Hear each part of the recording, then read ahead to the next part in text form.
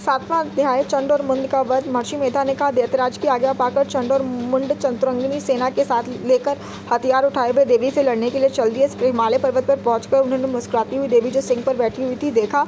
जब असुर उनको पकड़ने के लिए तलवारें लेकर उनकी ओर बढ़े तब अंबिका ने उन पर बड़ा क्रोध आया और मारे क्रोध के उनका मुख काला पड़ गया, उनकी भ्रुकुटियां चढ़ गईं, उनके ललाट से अत्यंत भयंकर तथा अत्यंत विस्तृत मुख वाली लाल आंखों वाली काली प्रकट हुई, जो कि हाथों में तलवार और पाश लिए हुए थी। वह विचित्र खड्ग धारण किए हुए थी तथा चीरे के चर्म में साड़ी एवं नरमुंडों की माला पहन रखी थी। उसका मांस सूखा हुआ था और शरीर केवल हड्डियों का ढांचा था और जो भयंकर शब्द से दिशाओं को पूर्ण कर रही थी। वह असुर सेना पर टूट पड़ी और दैत्यों का भक्षण करने लगी।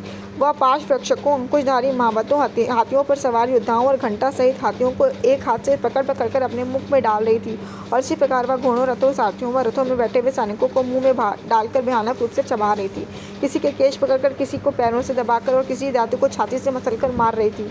वह दांत के छोड़े हुए बड़े बड़े अस्त्र शस्त्रों को मुंह में पकड़कर और गोद में भर उनको दांतों में पीस रही थी। उसने कई बड़े बड़े असुर भक्षण कर डाले, कितनों को रौंद डाला और कितनी उसकी मार के मारे भाग गए।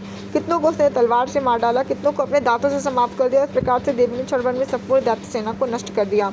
यह देख महापराक्रमी चंडकाली देवी की ओर पलका और मुंड ने भी देवी पर अपने भयानक बाणों की वर्षा आरंभ कर दी और अपने हजारों चक्र उस पर छोड़े। इस समय वह चमकते हुए बाण व चक्र देवी के मुख में प्रविष्ट हो इस प्रकार दिख रहे थे जैसे मानो बहुत से सूर्य मेघों की घटा में प्रविष्ट हो रहे हों। इस के पश्चात भयंकर शब्द के साथ काली ने अत्यंत जोश में भरकर विकट अट्टहास किया। उसका भयंकर मुख देखा नहीं जाता था, उसके मुख से श्वेत दांतों की पंक्ति चमक रही थी। फिर उसने तलवार हाथ में लेकर हूँ शब्द कहकर क्षण के ऊपर आक्रमण किया और उसके केश पकड़कर उसका सर काट कर अलग कर दिया। क्षण को मरा हुआ देखकर मुंड देवी की ओर लपका, किंतु देवी ने क्रोध में भरे उसे अपनी तलवार से यमलोक पहुंचा दिया।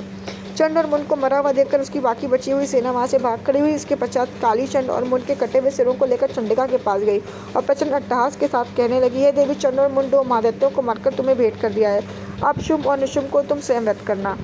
इस महर्षि मेधा ने कहा, मालाए हुए चंड और मुंड के सिरों को देखकर कल्याणकारी चंडी ने काली से मधुर वाणी में कहा, हे देवी, चूंकि चंड और मुंड को मेरे पास लेकर आई हो अतः संसार में चामुंडा के नाम से तुम्हारी ख्याति होगी।